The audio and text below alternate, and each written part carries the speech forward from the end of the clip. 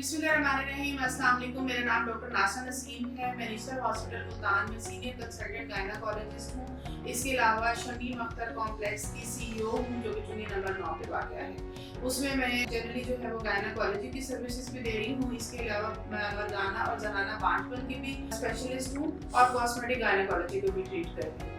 Ethics platform के तौर पर मैं आज जो है वो आपसे बात करना चाह रही हूँ। सबसे पहले तो थैंक यू कि इन्होंने मुझे एक इम्पॉर्टेंट टॉपिक के ऊपर बात करने के लिए दावत दी है। टॉपिक बहुत इम्पॉर्टेंट है। टॉपिक है बैक्टीरियल वेजिनोसिस और उसकी treatment. As we all know कि ये ऑल ओवर द वर्ल्ड सबसे ज़्यादा पाया जाने वाला इन्फेक्शन है फीमेल्स में। ऑल ओवर द वर्ल्ड जो है वो 1 in 3 फीमेल जो है वो इस इन्फेक्शन के शिकार होती हैं, जो कि रिप्रोडक्टिव एज में इसका इंसिडेंस इससे भी इवन ज़्यादा है।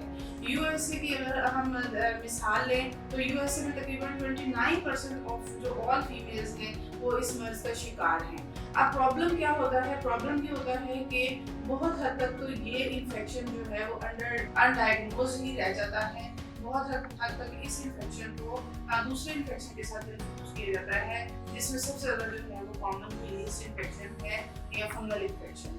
तो इसीलिए इसकी अवेयरनेस होना बहुत ज़्यादा ज़रूरी है, क्योंकि इस इन्फेक्शन की वजह से बहुत सारी कॉम्प्लिकेशंस जो है ना वो हो सकती हैं। अब ये इन्फेक्शन जो है नॉर्मली जो है वो उससे पहले मैं ये बताना चाहूँगी कि नॉर्मल जो हमारा वेजाइनल फ्लोरा होता है उसमें कुछ हेल्दी बैक्टीरियाज होते हैं जिनमें लैक्टोबैसिलाई जो है वो कॉमनेस्ट बैक्टीरिया होते हैं। अगर वो बैक्टीरिया जो है वो अपना हेल्दी इक्विलिब्रियम लॉस कर जाए तो दूसरे बैक्टीरिया जो कि अनहेल्दी बैक्टीरिया होते हैं, जिसमें गार्डियनला कॉमनेस्ट है, तो वो वहाँ पर प्रेवलेंट हो जाते हैं, यानी ज़्यादा हो जाते हैं और वो वेजाइनल वॉल्स के साथ अटैच हो जाते हैं, जिसकी वजह से जो नॉर्मल हेल्दी इक्विलिब्रियम है या इकोसिस्टम है औरत का वो डिस्टर्ब हो जाता है। नॉर्मली जो औरत की वेजाइना है उसमें मैंने जैसे बताया है, एक तो हेल्दी बैक्टीरिया होते हैं, दूसरा नॉर्मल जो pH है वेजाइना की वो एसिडिक होती है, नॉर्मली जो है 3.5 to 4.5 pH होती है। अगर ये pH जो है वो इस तरह के डिस्टर्ब हो जाती है तो बॉडी के जो है वो लॉस्ट कर देती है। एक कॉन्सेप्ट ये लेना बहुत ज़्यादा ज़रूरी है कि हर डिस्चार्ज जो है वो इन्फेक्शन नहीं होता है। नॉर्मली भी तमाम गर्ल्स को और फीमेल्स को सिक्रीशंस होती हैं जो नॉर्मल वेजाइनल डिस्चार्ज कहलाती हैं, वो थिन और वाटरी कंसिस्टेंसी होती है, जबकि जो इन्फेक्शंस होते हैं उनमें डिस्चार्ज की कंसिस्टेंसी भी चेंज होती है और कलर भी। जैसे कि यीस्ट इन्फेक्शन होता है, फंगल इन्फेक्शन होता है, उसमें डिस्चार्ज वाइट डर्टी इन कंसिस्टेंसी और उसके साथ पेशेंट को इचिंग भी हो सकती है। और जबकि बैक्टीरियल वेजिनोसिस का जो डिस्चार्ज है वो थिन ग्रेइश डिस्चार्ज होगा और साथ में उसकी टिपिकल एक स्मेल होती है जिसको हम फिशी वाटर बोलते हैं। बैक्टीरियल वेजिनोसिस को डायग्नोज करने के लिए क्राइटेरिया होता है जिसको हम एमसेट क्राइटेरिया कहते हैं। इसमें जो इसके पॉइंट्स हैं उसमें एक तो ये कि वेजाइनल pH जो है वो नॉर्मल से चेंज हो जाती है और हाई हो जाती है, मोर देन 4.5 जो है वो pH चली जाती है।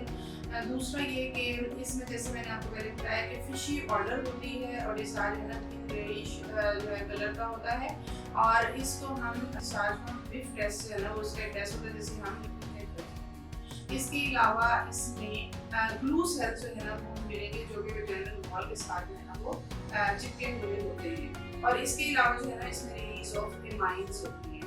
अब इम्पॉर्टेंट बात ये है कि सबसे पहले तो मैंने जैसे बताया हमें अवेयरनेस होने की जरूरत है, हमें पता होना चाहिए कि कौन सा डिस्चार्ज किस टाइप का है। हमारी यंग गर्ल्स जो है बहुत हद तक जो है वो रिलक्टेंट होती हैं, शाय फील करी होती हैं, अपनी सिचुएशन को जल्दी एक्सप्रेस नहीं करी होती हैं और डॉक्टर्स के पास वो जल्दी नहीं जा रहे होते।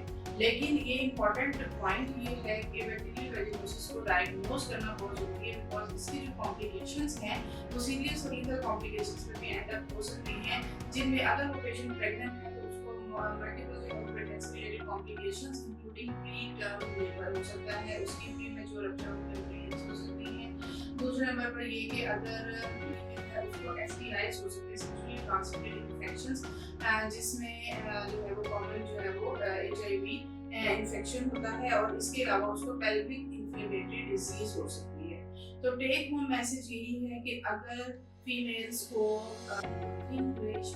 डिस्चार्ज हो, साथ में उसको फिशी ऑर्डर हो, तो उनको फौरन जो है वो मुस्तकिल डॉक्टर से रब्ता करना चाहिए। Thank you.